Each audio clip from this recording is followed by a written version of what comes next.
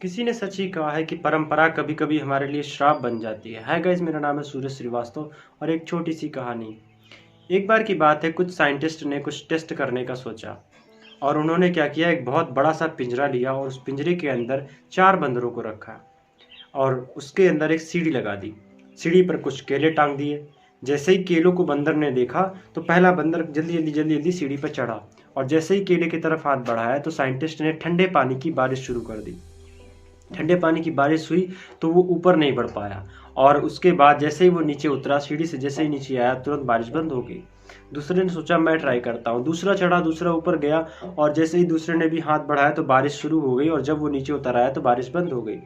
तो बंदरों को लगा कि ऊपर जाना मना है।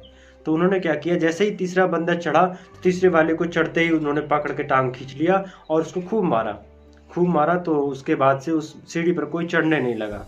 तो उन्होंने जब देखा कोई एक्टिविटी नहीं हो रही तो उन्होंने क्या किया, पुराने वाले को बाहर निकाला और एक नया वाला उसके अंदर डाल दिया।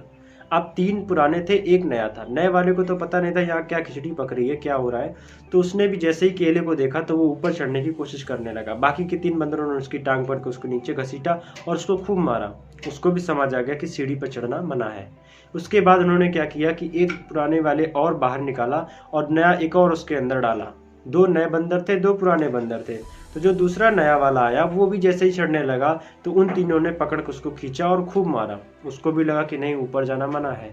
ऐसे करते करते ये क्रम बराबर चलता रहा और चारों पुराने बंदर बाहर हो गए, नए चारों बंदर उसके अंदर पहुंच गए और किसी भी बंदर ने ऊपर चढ़ने की हिम्मत नहीं की। उन सबको ये लगा कि इस पर चढ़ना, सीढ़ी पर चढ़ना सख्त मना है और इस पर चढ़ने पर मार पड़ती है। उन लोगों को ये नहीं पता था कि ये क्यों होता है, इसका कारण क्या है, ये किसी को नहीं पता था। बस उनको इतना पता था कि सीढ़ी पर चढ़ने पर मार पड़ती है, उस पर चढ़ना मना है।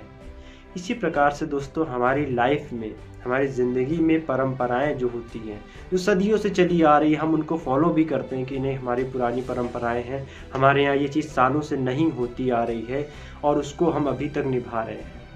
तो दोस्तों उसका जब तक सटीक कारण ना पता हो आपको कि क्यों वो चीज़ें नहीं होती आ रही हैं और हम अभी तक क्यों नहीं कर रहे हैं, तो उस चीज़ को ना करें। मैं तो यही सलाह दूंगा, क्योंकि परंपराएं समय के साथ परिवर्तित होती हैं।